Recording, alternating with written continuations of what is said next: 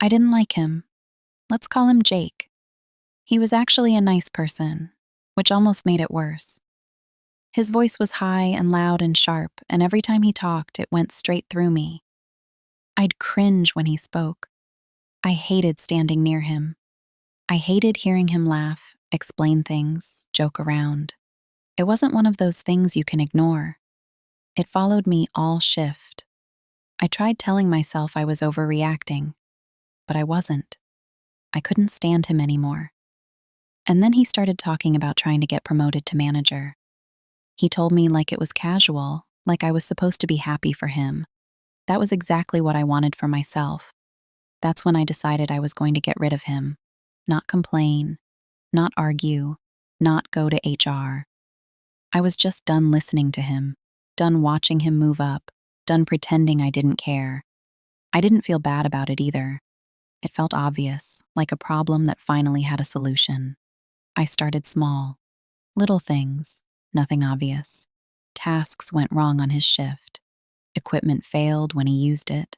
Stuff got ruined, and it always looked like it was his fault. No one ever looked at me. No one questioned it. Then I noticed how easy it was to push it further.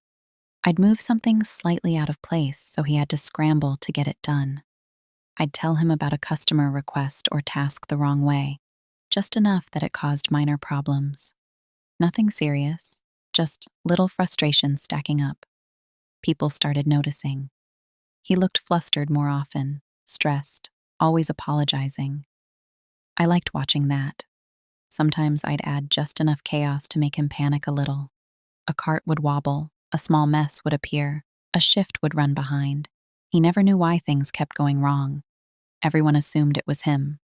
One day, some produce got ruined. Not a huge disaster, but enough for people to be irritated and management to ask questions. He got flustered. I stayed out of it. He had no idea I'd nudged it along. Then a few days later, I left some water near the freezer. He slipped, hurt his arm, and couldn't work for a while. That's when it ended. He went on unemployment. 5 years at that place, gone in a few weeks. I watched him clean out his locker cubby near the break room, quiet, avoiding eye contact, bag in hand. I didn't say anything. I just watched. There was one time I almost got caught. Something went wrong badly enough that management actually started asking questions instead of just blaming him. They pulled people aside. When they talked to me, they asked if I'd noticed anything strange. I said no. That was it. No long explanation, no overthinking.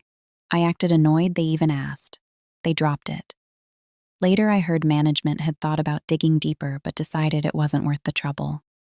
Easier to blame him and move on. I didn't feel scared. I felt like I understood how it worked. As long as things looked messy and spread out, nobody wanted to dig. Nobody wants to believe someone is doing things on purpose.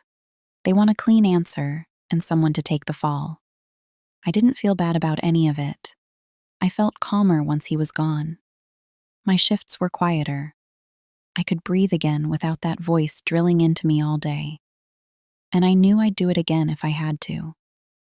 I just know now how to wait, how to push things slowly, and how to let the situation do the work.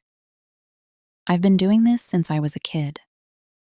It started when I purposefully put a stick in my friend's path while he was rollerblading and made him crash.